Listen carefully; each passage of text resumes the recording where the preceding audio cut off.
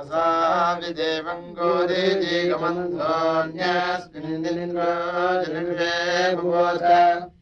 बोधामसरित्वा हर्यस्व यज्ञैर्बोधानस्तो ममन्धसोमदेषु प्रयन्ति यज्ञम् विपयन्ति बर्हिस्वो ममादो विदसे रुद्रवासः यो प्रयन्ते यशसो गृभादा दूरवो बद्धो वृषणो वृषादाः त्वमिन्द्रस्रवीतमा अपस्कः परिष्ठिता अहीनासुरपूर्वीः त्वद्वामग्रे रस्यो ओरसेनादेशन्ते विश्वा कृत्रिमायिषीषा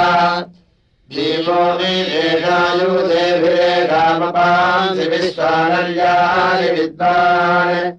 इन्द्रः पुरोजनिषेणानो विदूधोऽतिवज्रहस्तो महिना जघान न जातव इन्द्रजूजुवर्णो न वन्दनादविक्षलेद्याभिः ससर्धधर्यो विषूणस्य जनतोर्मासि स्मदेवा अपि गुरुदन्नः अभिकर्तेन्द्रभूरधन्नते दिव्यम् महिमानम् भजांसि स्वेनाहिरत्नम् दुरधा जगन्धात्रबन्धम् विविधद्युधातेः देवाश्चित्ते असुर्याय पूर्वे रुक्षत्राय ममिरे सहांसि इन्द्रो मघानि दयते विषह्येन्द्रम् वाजस्य जोहुवन्दसातौ कीरिश्चिद्धित्तामवदे जुहावेशानन्द्रसौभागस्य भूरेः अवो बभूषतममुदे अस्मे आभिक्षत्तुस्तावतो वरूता सखायस्त इन्द्रविश्वहस्याम नमो वृधासो महिनाथ रुद्र बन्वन्तु स्मादेव सा समीके एभीति वर्यो मनुषाम् समांसि स न इन्द्रत्वजताजाजिषेधात्मनाजिषे मघवानो जिघ्नन्ति पश्येषु ते जरित्रे अस्तु शक्तिर्यूयम् पाद स्वस्तिभिः सदा विपासो मामिन्द्रवन्दतुत्वायन्ते सुरावहर्यस्वाद्रीः सोदुर्बाहुभ्याम् सुजतो नार्वा यस्ते मदो युज्यश्चारुरस्तियेन ऋत्वानि हर्यस्वांसि सत्त्वामिन्द्रप्रभूवसो ममत्तु बोधासु मे मघवन्नासमेनाम् यान्ते वसिष्ठो अर्चति प्रशस्तिम् इमा ब्रह्म ससमादे जुरस्व श्रुधीहमम् विविपालस्याद्रेर्बोधा विप्रस्याच्चतो मनीषाम् ग्रीष्मादुभांस्यन्तमासदेमा न ते गिरो अपि वृष्येतुरस्य न सुष्ठुतिमा सूर्यस्य विद्वान् सदा तेनामस्वयसो विवग्नि भूरिः ते तपनामानुषेषु भूरिमनीषीरपते त्वामित् मारे अस्मन्माघवञ्चोक्ताः तुभ्येदिमासनासूरविश्वा तुभ्यम् ब्रह्माणि वर्धना कृणोमि तन्द्रभिर्हव्यो विश्वधासि नो चिन्नुते मन्यमानस्य तस्मोदश्नुवन्ति महिमानमुग्र न वीर्यमिन्द्रतेन राधाः ये चपूर्वर्षयो ये जनोत्रा इन्द्रब्रह्माणि जनयन्त विप्राः अस्मे ते सन्तु सख्या शिवानि यूयम् पाद स्वस्तिभिः सदा नः उत ब्रह्माण्यैरस्रभस्येन्द्रम् समर्येम भयावशिक्ष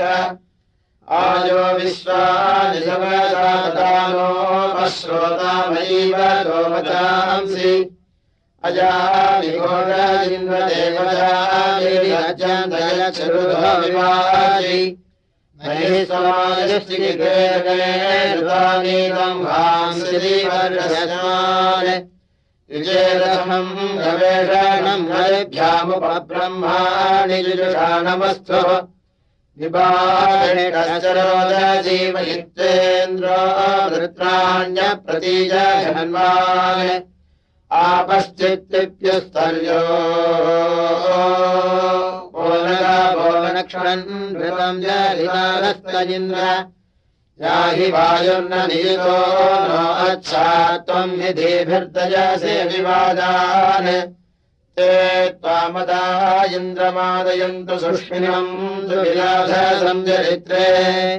एको देवरत्रादयसे हिमर्तानस्मिन्क्षोरसवाने मादयस्व ये वेदिन्द्रम् वृषणम् वज्रबाहुमसृष्टासो अभ्यर्चन्तर्कैः सनस्तुतो वीरवधातुको मद्यूयम् पादस्वस्तिभिः सदा नः यो निष्ठयेन्द्रसमे अराधितमानृभिः पुरुहूतप्रयाहि असो यशा नो विदावृधे च ततो वसूनि ममदश्च सोमैः गृहीतम् देवन इन्द्रद्युवर्णाः सुतः सोमः परीक्षिक्तामधूनि विसृष्टतेनाभरते सुरक्तिरियमिन्द्रम् जोहूपति मनीषा आनो दिव आपृथिव्यारीनिदम् बर्हिः सोमपेयायाहि महन्तत्वाहरायो मध्यञ्जाङ्गूढमच्छा तव संवराय आनो विश्वाभिरुतिभिः सजोषा ब्रह्मजुषाणो हर्यस्वयाहि परीवृजत्सवीरेभिः सुजिप्रास्मेतसदृशनम् सुष्मामिन्द्र येन स्तोमो महमुद्रायमाहे धुरी ईवात्यो न वाजयन्नधायि इन्द्रत्वायमर्कयीष्ठे वसूनाम् दिवीवद्यामधीमश्रोमसन्धाः येवाना इन्द्रवार्यस्य मूर्ध्यत्प्रदे महीम् सुमतिम् वेविदाम युषम् बिन्वमघवध्यः सुवीराम् यूयम् पादस्वस्तिभिः सदा नः आदे महनिन्द्रोऽत्युग्रतमन्यभो यत्समरन्तसेनाः पदादित्यन्नर्यस्य बाह्वोर्मा देवनो विश्वद्या अग्निजालीः निदुर्ग इन्द्रस्वधिक्यमित्रानभियेनो मत्तासो अमन्ति आरेतम् संसङ्गृह्णित्सोरानो भरसम्भरणम् वसूनाम् शतम् ते श्रीप्रन्नोतयः सुदासे सहस्रम् संसाबुधरातिरस्तु जहिवधर्वरुषो मत्यस्यास्मेद्युम्नमधिरत्नम् दधेहि त्वावतो हीन्द्रक्रत्वे अस्मि त्वावतो विदुःसूररातौ विश्वेदारिरविनीवोग्राम् ओकः कृणष्ण हरिवो नमद्धीः उत्सादेते हर्यस्वाय शूरमिन्द्रेशो देवदूतमिजानाः सत्रागृधि सुखना शूरभृत्रा भयम् तरुत्राः सनया भवाजम् एवान इन्द्रवार्यस्य मूर्ध्यत्प्रदे महीम् सुमतिम् वेविदाम इदम् बिन्वमघवध्यः सुवीराम् यूयम् पादस्वस्तिभिः सदा नः न सोमयेन्द्रमसूतो मोदना ब्रह्माणो मघवानम् सुदासाः तस्मामुक्तम् जनजे यज्जुजोषन् प्रपन्नवीयः शृणवद्यथा नः मुक्तमुक्ते सोम इन्द्रम् ममादनीथे नीथे मघवानम् सुदासाः यदीन्द्रपुत्राः समानदक्षावसे भवन्ते चकारता कृणवन्नो न मन्याजानि ब्रुवन्ति वेदसः सुतेषु जनीरिभवतिरेकः समानो निमानजे पुरैन्द्रस्तु सर्वाः एवारमाहुरुतशृण्भयेन्द्रयेको विभक्ता तरणिर्मघानाम् यथस्तुराभूतयो यस्य पूर्वीरस्मे भद्राणि सस्तरप्रियाणि एवावरिष्ठ इन्द्रमूतये कृष्टीनाम् वृषभम् सुते गृह्णाति सहस्रिणौमानो माहिमाजान्यूयम् पादस्वस्तिभिः सदा नः इन्द्रम् नरो नेमधीताहवन्देयकार्यायुजयेधियस्ताः शूरो निरादासवसस्य गान आगोमादिभ्रजेभजात्वन्नाः य इन्द्रसुष्मो मघवन्ते अस्य शिक्षासखिभ्यः पुरुहूतनृभ्यः त्वम् विरुणामघवन्निचेता अपावृथिपरीवृतन्दराधः इन्द्रो राजा जगदश्चरणीनामशिक्षणीरूपम् यदस्ति ततो राजासुदेवसूनितो दद्राध उपस्तुरस्य सर्वाय नूचिम् न इन्द्रो मघवासहूती आनो वाजन्नियमतेन भूति अनूनायस्य दक्षिणा पीपाय वामन्वृभ्यो अभिवीतासखिभ्यः नो इन्द्रराजेव स्कृधीन आते मनोऽवृत्याममघाय गोमदस्वा भद्रसा मध्यन्तो यूयम् पातस्वस्तिभिः सदा नः ब्रह्माण इन्द्रोपायाहि विद्वानर्वाञ्चस्ते हरायः सन्तु युक्ताः विश्वे विद्धित्वा विहवन्तमर्ता अस्माकमच्छ्रेणि विश्वमिन्व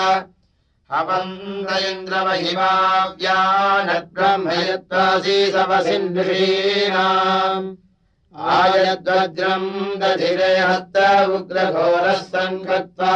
जनिष्ठाषाढः तव प्रणीतीन्द्रयो भुवानान् संयन्नरोदसी निनेथ महे क्षत्राय सवासेहि जज्ञेतूतु चिन्तित्तूतु दिरसि स्मत्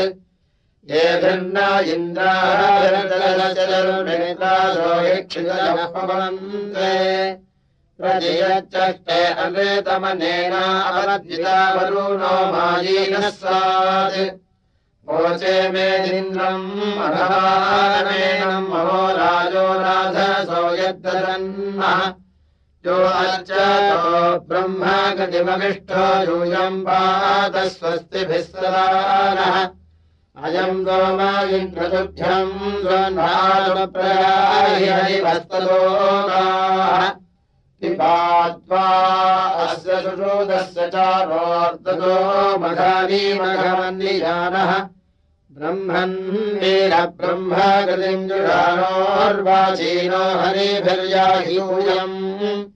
अस्मिन्नोषुदाने मादयसोमब्रह्माणि शृणवजिमानाः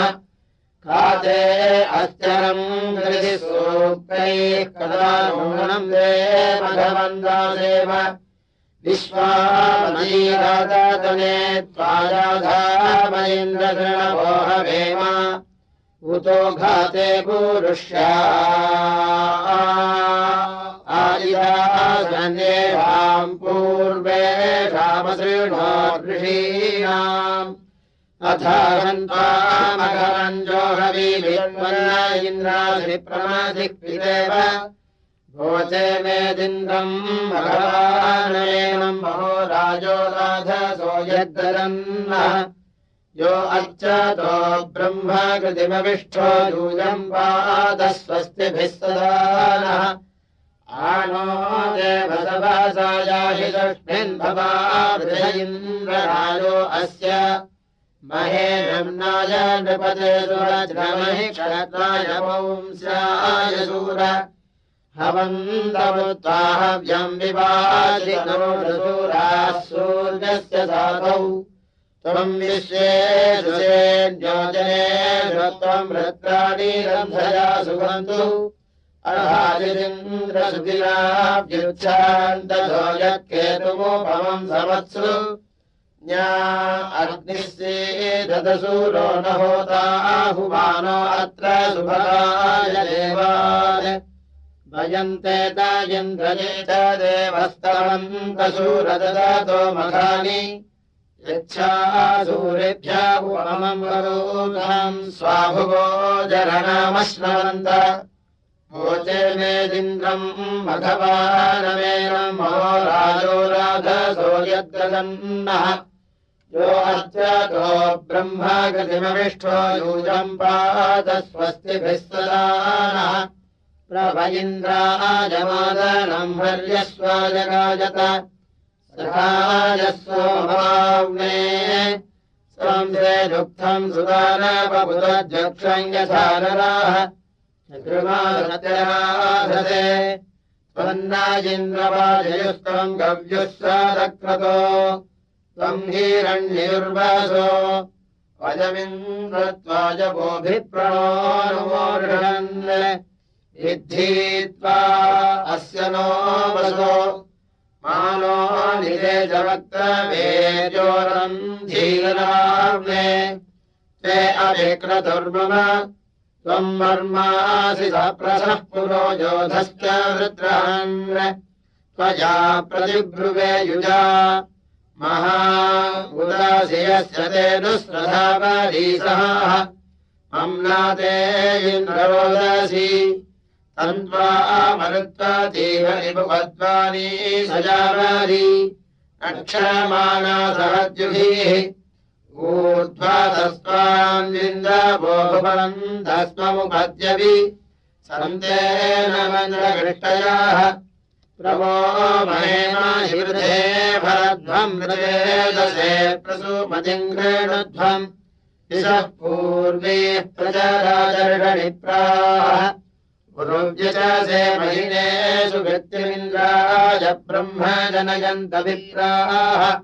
तस्य व्रतानि न मीनन्ति धीराः केन्द्राम्बाणीरनुत्तमन्युमेव सत्रा राजानन्दधिरे सहध्यै हर्यस्वाय बर्हजा समामीर मूढुत्वा वाघतश्चनारे अस्मन्नीरमन् आरात्ताचित्समादम् नागाहीहवासन्नुपश्रुति इमे ह्ये ब्रह्मर्दसुवेशदामभुवनक्षासते इन्द्रे रामम् जरिकारो वसूयघोरसेन पादमादधुः राजस्कामो वज्रहस्तम् सुदक्षिणम् पुत्रोऽनविधमम् भुवे इम इन्द्राय संविदे सोमासो दध्यासिरः तान् आमदाय वज्रहस्तपीतये हरिभ्याम् याह्योगा श्रवच्छुत्कर्णयीयते वसूनाम् नूचिन्नो मद्धिषद्गिराः सत्यश्चेत्यः सहस्राणि सदादन्नगर्दित्सन्तमामीनत् स वीरो अप्रविष्कृत इन्द्रेण शूशुभे नृभिः यस्ते गभीरासवनानिरत्रहन् सुनोत्या च धावति भवावरूढमघवन्मघोनाम् यत्समजासि दद्धतः वित्वाहदस्य वेदनम् भजे नश्याधूनासो भरागयम् सुनोता सोमवाग्ने सोममिन्द्राय वज्रिणे पचता पत्तीरवसे गणध्वनि तृणन्नित्प्रीणते मयाः मा स्नेधरसोमिनो रक्षता महेन्द्रध्वम् राज आदुजे तरणिरिज्याय दीक्षेति पुष्याधिरदेवासः कपत्रवेः न किस्सुदासो रथम्बर्यासनरीरवत् इन्द्रो यस्यावितायस्य मरुतोगमत्सगोमजिभ्रजे गमद्वाजम् वाजयन्नेन्द्रमर्त्यो यस्य त्वमाविता भुवाः अस्माकम् बोध्यवितारसानामस्माकम् सूरनृणाम् उदिन्वस्य रिच्छयेम् शोधनन्न जिज्ञुषाः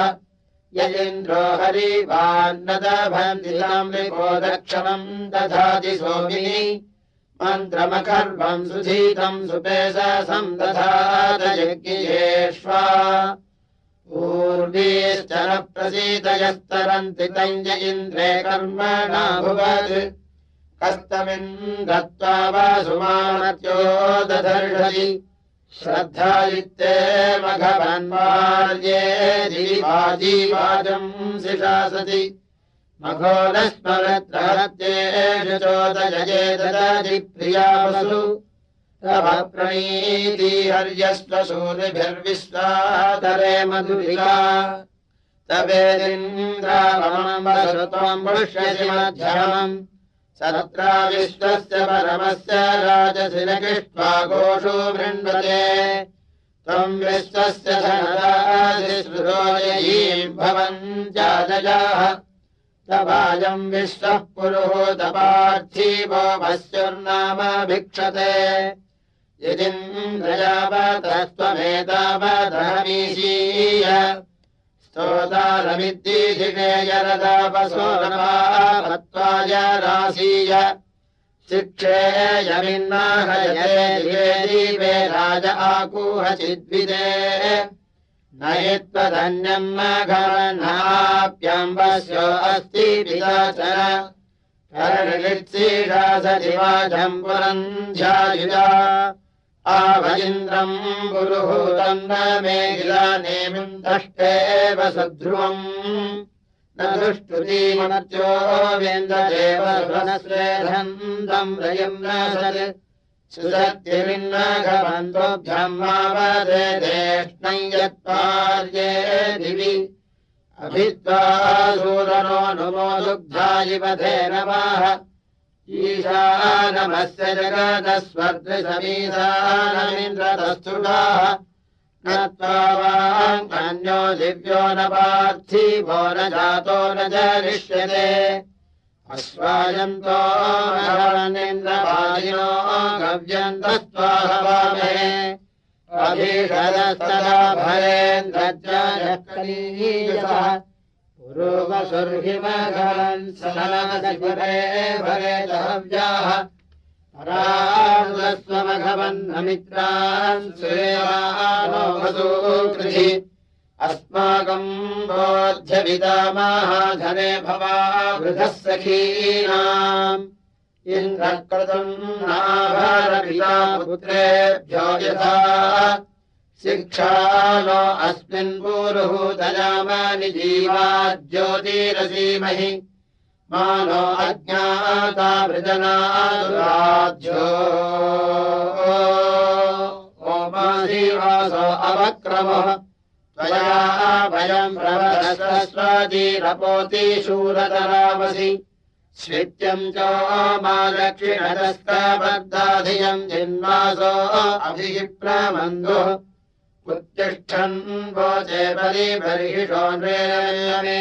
दूरादवीरवे वसिष्ठाः दूरादिन्द्रमनयन्नासुतेन तिरो वै शान्तमधिपान्तमुग्रम् आसद्युम्नस्य वायतस्य सोमात् सुदादिन्द्रो वृणीता वसिष्ठान् येवेन्नुकम् सिन्धुमेभिस्तदा देवेन्नुकम् भेदमेभिर्जघान येवेन्नुकम् दासराज्ञे सुधा सम्राभदिन्द्रो ब्रह्मणावो वसिष्ठाः जुष्टीनरो ब्रह्मणावः पितॄणामक्षमव्ययन्न किलारिषाथ यच्छक्वारेषु गृहकारेन्द्रे सूक्ष्ममदधाता वसिष्ठाः उद्याभिवे कृष्णजो नाथितासोदीधयुर्दासराज्ञे वृतासाः वसिष्ठस्यस्तु पद इन्द्रो अश्रो दुरुन्द्रुत्सुभ्यो अकृणोदु लोकम् दण्डाजिवेद्गो अजनास आसन् परिच्छिन्ना अर्भकासाः अभवच उदयेता वसिष्ठादितृत्सूनाम् विशो अप्रथन्त त्रयः कृण्वन्ति भुवनेषु रेतस्तिस्रः प्रजा आर्या ज्योतिरद्राः त्रयो घर्मासौषधम् सदन्ते सर्वान् अनो विदुर्वसिष्ठाः सूर्यस्येव वक्षसो ज्योतिरेणाम् समुद्रस्येव महिमा गभीरः पादस्येव प्रदभो नान्येन स्तोमो वसिष्ठा अन्वेतमेवः तयिन्यन्यम् हृदयस्य प्रकेतैः सहस्रावल्समभिसञ्चरन्ति यमेन दतम् पादिधिम् वयम् दोत्सरसौपासे दुर्वसिष्ठाः विद्युतो ज्योतिः परिसञ्जिहानम् मित्रावरुणाय तपश्यतान् त्वा तत्ते जन्मोदैकम् वसिष्ठागस्त्यो यत्त्वा विष आजभार उदासीमैत्रावरुणो वासिष्ठोर्वस्य ब्रह्मन्मनसोऽधिजातः रत्सम् स्कन्दम् ब्रह्मणा देव्येन विश्वे देवाः पुष्कारे त्वा ददन्त स प्रजेत उभयस्य प्रविद्वान् सहस्रदानबुधभासदानः यमेन ददम् परिधिम् वाजिष्यन्नत्सरसः परिजज्ञे वसिष्ठः सर्वेह जाताभिषिता नमोभिः कुम्भेरेतस्य श्रियतु समानम् ततो रमान उदीयाय मध्यात् ततो जातम् श्रीमाहुर्वसिष्ठम् उक्थभृतम् सामृतम् विभर्तिग्रावाणमेभ्यप्रपदात्यग्रे उपैयमाध्वम् सुमनस्य मानावो गच्छाति प्रदृतो वसिष्ठः प्रशुक्रैतु देवी मनीषा अस्मत्सुदट्टो रसो न वाजी विदुः पृथिव्याधिपो जनित्रम् शृण्वन्त्यापो अधक्षरन्तीः आपस्थितस्मै पिन्वन्द्रपृथ्वीर्वृत्रेषु रामम् सनन्दभूराः आधूर्ष्वस्मै दधाता स्वानेन्द्रो न भद्रीरण्यबाहुः अभिप्रस्थाता हेव यज्ञम् जाते भवत्मन्मना हिनोद मना समत्सु हिनोद यज्ञम् दधात केतुम् जनाय वीरम् उदस्य सुष्माद्भानुर्नार्तविभक्तिभारम् पृथिवीरभूम वयामि देवान् अयादुरग्ने साधन् धृतेन धियम् दधामि अभिवो देवीम् धियम् दलिध्वम् रवो देवत्रा वाचम् कृणुध्वम् आचष्ट आसाम् पाथो नदीनाम् वरुण उग्रः सहस्रचक्षाः राजा राष्ट्राणाम् पेशो नदीनामनुत्तमस्मै क्षत्रम् विश्वायु अभिष्टो अस्मान् विश्वासु भिक्षज्यम् कृणोदनम् निःस्वोः वेददिज्यद्दिशामसे वायुयोदविश्वग्रहस्तनूनाम् अभीन्नो अग्निर्हव्यान्नमोभिः प्रेष्ठो अस्माधायिस्तोमाः सयोर्देवेभिरपान्नपात्रम् सखायम् कृध्वम् शिवो नो अस्तु अब्जामुक्थैरहिम् गणेशे बुद्धे नदीनाम् रजः सुषीरन् मानो यद्बुद्ध्यो ऋषेधान्मा यज्ञो अस्य श्रीधृतायोः उदलयेषु ऋषस्रवोऽधः प्रराजेयम् दशधनन्तो अर्यः तपन्ति सत्रम् स्वा अन्नभूमा महासेनासो अमेभिरेवाम् आयन्नः पत्नीर्गमन्त्यच्छात्पष्टासु पानिर्दधातु वीरान् प्रतीनस्तो मन्त्रष्टाजुषेतस्यादस्मे अरमदिर्वसूयुः तानो रासन् राजिषा चोपसून्यारोदसी वर्णानि शृणोतु वरूत्रीभिः सुसरणो नो अस्तु त्वष्टासु तत्रो विदधातु राजाः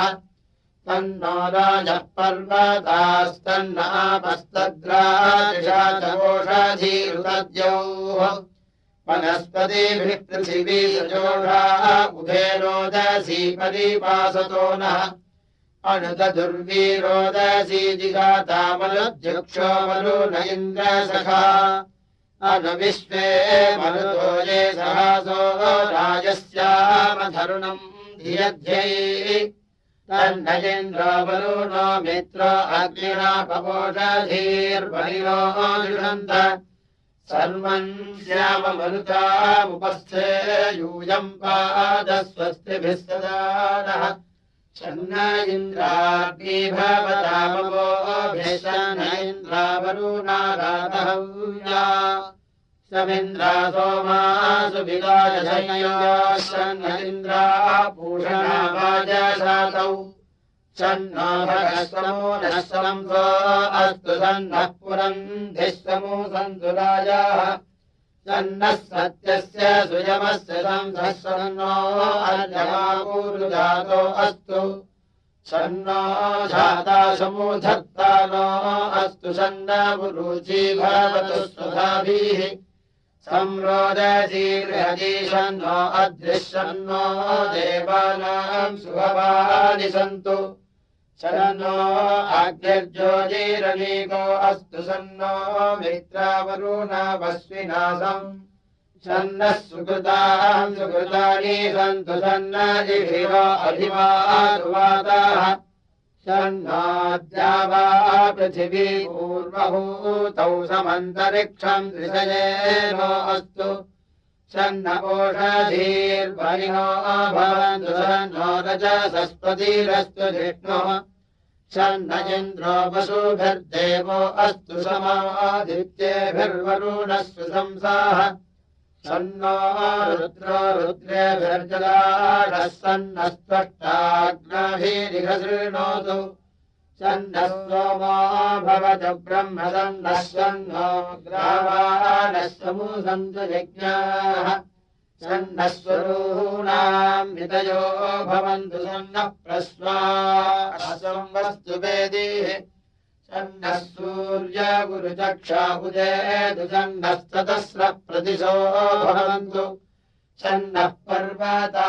ध्रुवयो भवन्तु सन्नः सिन्धवः समूसन्तापाः सन्नो अदीतिर्भवतु प्रतेभिः सन्नो भवन्तु मरुतः स्वर्गाः सन्नो विष्णुः समो पुराणो अस्तु सन्नो भवेद्रन्ध्रं वस्तु वायुः सन्नो देवस्य विजात्रायमानः सन्नो भवन्तु उषसो विभातीः सन्नः पर्जन्यो भवतु प्रजाभ्यः सन्नः क्षेत्रस्य पतिरस्तु शम्भुः सन्नो देवा विश्वदेवा भवन्तु सरस्वती सहधीभिरस्तु समाभिराजः समूरादिराजः सन्नो दिव्याः पार्थिवाः सन्नो अप्याः सन्नः सत्यस्य पदायो भवन्तु सन्नो अर्वन्तः समूसन्तु गावाः सन्नर्भवः सुहृतः सुहस्ताः सन्नो भवन्तु पितरो हवेषु सन्नो अजजेतपाद्देवो अस्तु सन्नो ह्यद्बुद्ध्या मुद्रः सन्नो अपान्नपात्तेरुनस्तु सन्नः प्रश्निर्भवतु देवगोपा आदित्या रुद्रावसवो जुषन्तेदम् ब्रह्म क्रियमाणन्नवीयः शृण्वन्तु नो दिव्याः पार्थिवासो गोजाता उदये यज्ञियासः ये देवानाम् यज्ञियानाम् मनोर्यजत्रा अमृतारुदज्ञाः तेनो नासन्तामुरुगायमाद्ययूयम् पादस्वस्तिभिः सदा नः संवदीः पारायन्त्येतेदम् पृच्छन्ति वचो युजा अभ्यारन्तम् जमाकेतुम् जये वेदमिति ब्रवन् भासाकेतुम् परिश्रुतम् भारतीर्ब्रह्मवर्धानीः सञ्जानानामयी माता जये वेदमिति ब्रवत् इन्द्रस्तम् किम् विभुम् प्रभुम् भानुनेयम् सरस्वतीम् येन सूर्यमरोचयज्ञेने रोदसी उभे जुषस्वाग्ने अङ्गिरः कान्वम् मेध्यादिथिम् मात्वा सोमस्य बर्बृहत्सुतस्य मधुमत्तमः त्वमग्ने अङ्गिरः शोचस्वदेव वीतमः आसन्तमसन्तमाभिरभिष्टिभिः शान्तिः स्वस्तिमकुर्वत सन्नः कनिक्रतद्देवः पर्जन्यो अभिवर्षतु सन्नोऽद्यावा पृथिवी सम्प्रदाभ्यः सन्नाजेधिद्विपदे सञ्चतुष्पदे भद्रं नो अपि वातयमनाः ॐ हरिः ॐ प्रब्रह्मैतु सदनाधृतस्य विरश्मिभिः सदृशय सूर्योगाः विशालो पृथिवी सहस्रपूर्वी पृथुप्रतीकमध्ये अग्निः इमां वां मित्रावरुणासु वृत्तिमिषन्नकृण्वे असुरानवीयः इनो वामन्यः पादवीरदब्धो जनञ्च मित्रो यदतिब्रुवाणः आवादस्य ध्वजदोरन्तगित्यापीपयन्त धेनभो न सूदाः महो दिवः सदनेजाय मानो जिक्रदृढवस्तस्मिन्नूधन् गिराजयेताजिनजद्धरीक इन्द्रप्रिया सुरथासुरथायु प्रजो मन्यम् रिक्षतोऽभिनात्या सुक्रतुमर्यमणम् नवृत्याम् यजन्ते अस्य रक्ष्यम् वयश्चनमस्विनस्वर्धस्वधामन् विवृक्षो बाबधेर्भिस्तवानरो रुद्राय प्रेष्ठम् आयत्सागम् यशसो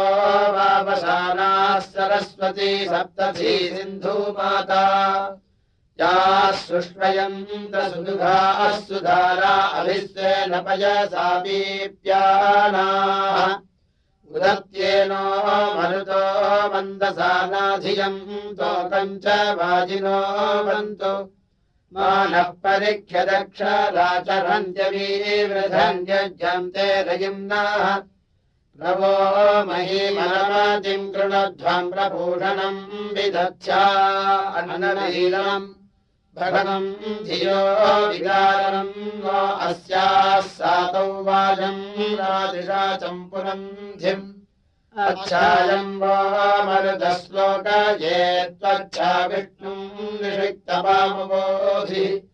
उद प्रजायै गृणते वयोधुर्यूयम् पादस्वस्तिभिः सदानः आपो वायुष्ठो भगतुस्तवध्येरसो वाजारुभक्षणोऽमृक्तः अभित्रिवृष्टैः स्वबालेषु सोमैर्मदेषु धिप्रामभिप्रणध्वम् यूयम् हरत्रम् भगवत्सु धत्तः स्वदृशारुभक्षणो अमृक्तम्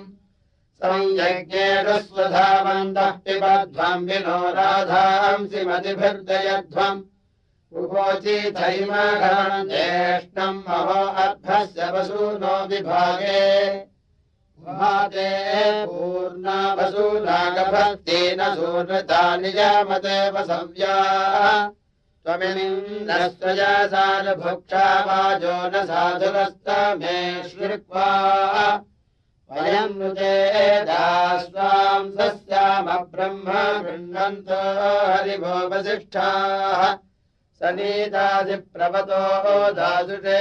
चिद्याभिर्विवेणो हर्यस्वधीभिः भवन्मानुते युज्याभिरूतीरान इन्द्रराज आदर्शस्येः मारयादेव वेधनस्त्वन्नः कदा न इन्द्रवचासो बुबोधः अस्तम् प्रात्याधियादयम् सुवीरम् वृक्षाणो अर्वाण्योहीतभाजी अभियम् देवी निर्वीतिस्थिति सेनक्षम् इन्द्रम् शरदः सुवृक्षाः उपत्रिबन्धर्जरदष्टिमेत्यस्ववे संयम् कृणवन्तमर्ताः आनो राधाम् शरीरस्वाध्या आरायो यन्तु पर्वतस्य रातौ सदा नो दिव्यः पायुः सीरत्तु यूयम् पादस्वस्तिभिः सदा नः उदृश्य देवः स पिताय यामहिरण्ययी ममतिम् यामसि श्रेत् नूनम् भगोहव्यो मानुषेभिर्वियो रत्ना पुरूपसुर्दधाति उदूदिष्टसलिलश्रद्ध्या अस्य हिरण्यपाणे प्रभेदामृतस्य यो उर्वीम् पृथ्वीममतिम् सृजान आनृभ्यो मत्तभोजनम् सुभानः अभिष्टुतस्य पिता देवो अस्तु यमाजज्युस्येव सुरभो गृह्णन्ति सनस्तोमान्नमस्या अस्तनो धाद्विश्वे पायुभिर्निशूरीन् अभियन्ते यदीर्गृणादि सवन्देवस्य सवितर्जुषाणा अभिसम्राजो वरुणो गृह्णन्त्यभिमित्रासो अर्यमासजोषाः अभिये मिथो मनुषः सपन्ते रातिम् दिवो रातिषातः पृथिव्याः आयुर्बुद्ध्या उदरशृणोदमरोत्येकधेनुभिर्निपातु अनुतन्नो जास्त्वधर्मम् श्रेष्ठरत्नम् देवस्य सवितुरीयानः भगमुग्रो वासेजोगवीति भगमनुग्रो अधजातिरत्नम् सन्नो भवन्तु वाजिनो हवेषु देवता विदद्रवस्वर्गाः जम्भयन्तो हिमृगम् रक्षाम् श्रितनेऽन्यस्तज्जूयवन्नमीवाः वाजे वाजे मतवाजिनो नोधनेर्विप्रावृतादज्ञाः अस्य मध्वः पिबतमादयध्वम् तृप्तायातपशिभिर्देवजानैः ऊर्ध्वो अग्निस्सु मनिम्बस्वो अस्येत्प्रतीतियूर्निर्देवतादिमेति भेजाते अद्रीरथ्ये वपन्थामृतम् होतानैषितो यजाति प्रवावृजेतु प्रजाभिर्हिरेणामा विश्वतीवपीडय्याते विषामक्तोर्णतः पूर्वभूतौ वायुः पूषा स्वस्तये नियुत्वान् ज्वजा अत्र वसवोरन्धदेवा पुरामन्तरिक्षे वर्जयन्त शुभ्राः अर्वाक्पशमूरुज्जयः कृणध्वाम् श्रोता दूतस्य यज्ञुषो नो अस्य ते हि यज्ञेषु यज्ञिया सभूमाः सधस्तम् विश्वे अभिसन्ति देवाः ताम् अध्वरभूषणोदक्षयज्ञे दृष्टिभगम् नासत्यापुरन्धिम् आग्नेजिरो दिव आपृथिव्या मित्रम् बाहवरुणमिन्द्रामग्निम् आर्यमनमदीतिम् विष्णुमेषाम् सरस्वती मधुतो मादयन्ताम् करेहव्यम् मधुभिर्यज्ञियानाम् नक्षत्रमुम् मत्यानामसिन्वन् धारारिमविदस्यम् स दासाम् सक्षीमहीर्जेभिर्नुदेवैः नूरोदसी अभिष्टुते वसिष्ठैर्दावानो वरुणो मित्रो अग्निः यच्छन्तु चन्द्रा उपमन्नो अर्कम् यूयम् पादस्वस्तिभिः सदा नः वो सृष्टिर्विदध्या आसमेदप्रतिस्तोमम् दधीमहि तुराणाम् यदद्य देवस्य पिता सुपादिश्यामास्य रत्निनो विभागे मित्रस्तन्नो वरुणो रोदसी दद्युभक्तमिन्द्रो अर्यमाददातु दिनेष्टु देव्यदीतीवेग्नो वायुश्चयनी युवैते भगश्च सेदुग्रो अस्तु मरुदस्य सुष्ठीयम् मर्गम् मृगदस्वा अवाच उते मग्निः सरस्वती जुनतिलकस्य रायः पर्येतास्ति अयम् हि नेता वरुणऋतस्य मित्रो राजानो अर्यमापोधुः सुगमा देव्यदीतिरनर्वातेनो अम्भो अतिवर्षन्नरिष्टान् अस्य देवस्य मीरुषो भजा विष्णो रेणस्य प्रभृते हविर्भिः वीरैः रुद्रो रुद्रियम् महित्वम् यासिष्टम् वर्तिरश्विना विरावत् मात्रपूषणन्नाघणयरस्योवरोत्रीयद्रादिशासरासन् मयो भुवो नो अर्वन्तो निपान्तु वृष्टिम् वरिज्वावातो ददातु नूरोदसी अभिष्टुते वसिष्ठैर्वृतावानो वरुणो मित्रो अग्निः यच्छन्तु चन्द्रावुपमन्नो अर्कम् यूयम् पादस्वस्तिभिः सदा नः।